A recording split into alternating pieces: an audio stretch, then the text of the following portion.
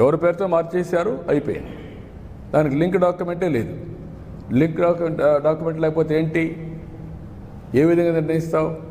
ఎవరు ఆన్సర్బుల్, దీనికి ఎవరు సమాధానం చెప్పాలి? అలాంటి చాలా సమస్యలు వచ్చాయి. ఇవన్నీ క్షుణ్ణంగా చేస్తున్నాం. వన్స్ ఫర్ ఆల్ సెటిల్ చేస్తాం.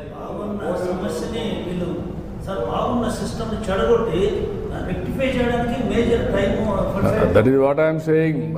ఒక ఆంధ్రప్రదేశ్ రాష్ట్రం ఒకప్పుడు land records, one of the best land records. నేను సమైక్య ఆంధ్రప్రదేశ్, నాకు తెలంగాణలో ప్రాబ్లం ఉండేది. తెలంగాణలో ప్రాబ్లం నిజాం చట్టం.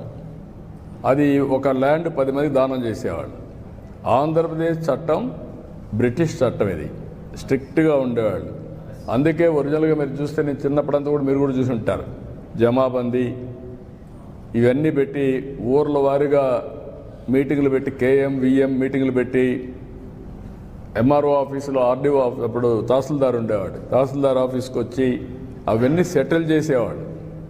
నా ఆస్తి నా పేరుతో ఉందో లేదో చెక్ చేసుకునేవాళ్ళం. అలాంటి వ్యవస్థలన్నీ వీళ్ళు ఒక మంచి వ్యవస్థను కూడా నాశనం చేసే పరిస్థితికి వచ్చారు.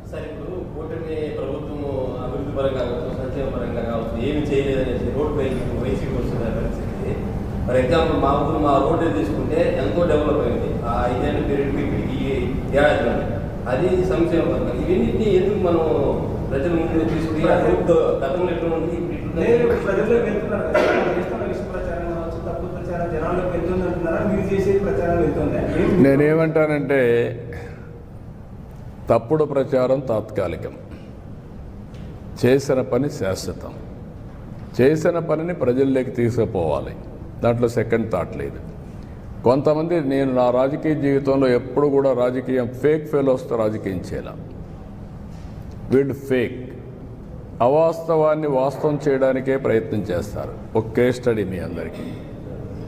వివేకానంద రెడ్డి చంపి నేను చంపామని నా చేతిలో కత్తి పెట్టే పరిస్థితికి వచ్చారంటే కరుడుగట్టిన నేరస్తులు.